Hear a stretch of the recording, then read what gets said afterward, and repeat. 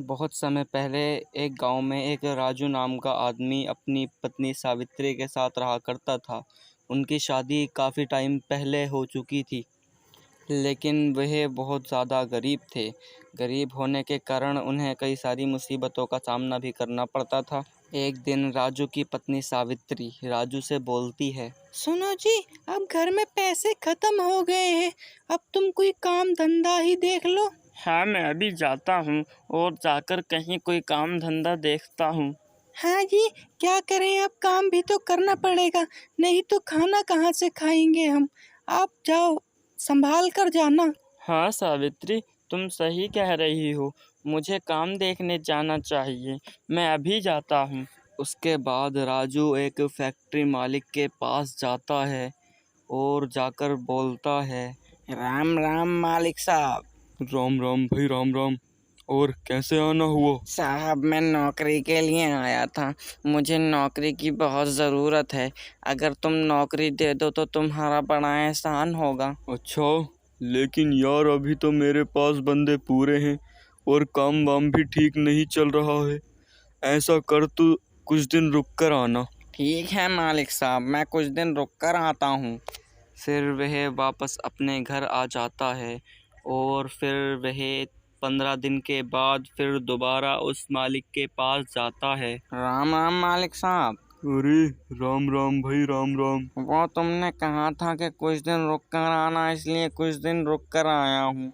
अब तो हो गया होगा कोई जुगाड़। अरे यार, क्या बताऊं तुझे, जब से मैंने तुझसे कहा है उसके बाद तो काम बिल्कुल ही बंद हो गया है। पहले तो थोड़ा थोड़ा काम चल रहा था, लेकिन जिस दिन से मैंने तुझसे कहा है उस दिन से तो काम बिल्कुल ही बंद है।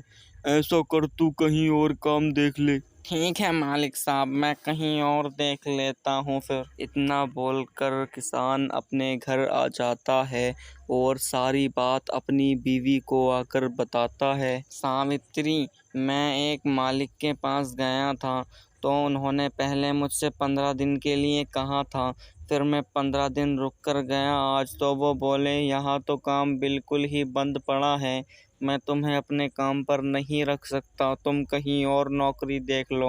अरे कोई बात नहीं जी, ऊपर वाले के घर देर है अंधेर नहीं, तुम्हें नौकरी ज़रूर मिलेगी।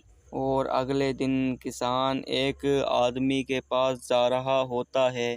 तभी रास्ते में उसकी मुलाकात एक सेठ से हो जाती है और सेठ उसे देखकर बोलता है, अरे रामू, तुम कहाँ जा रहे हो? राम राम सेठ जी।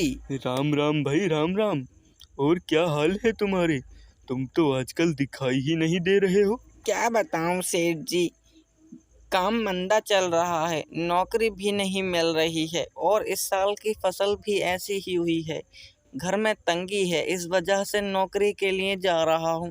अरे, तुमने इतनी बात पहले से हमें क्यों नहीं बताई? हमें एक बार बोलते तो हम तुम्हें कुछ न कुछ दे देते। चलो अब ऐसा करो, हमारे यहाँ एक भैंस है, तुम उसे ले जाओ।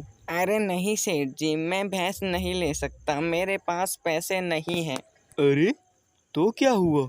तुम सिर्फ अभी भैंस ले जाओ, जैसे जैसे तुम्हारे पास पैसे होते रहें तुम मुझे पैसे देते रहना। फिर किसान सोचता है, अरे यार, सेठ जी तो सही कह रहे हैं, दूध बेच बेच के जैसे पैसे इकट्ठे होंगे, मैं सेठ जी को पैसे दे दूंगा। चलो सेठ जी, जब तुम कह रहे हो तो मैं तुम्हारी बात मान लेता हूँ। फिर किसान उस भैंस को लेकर आ रहा होता है।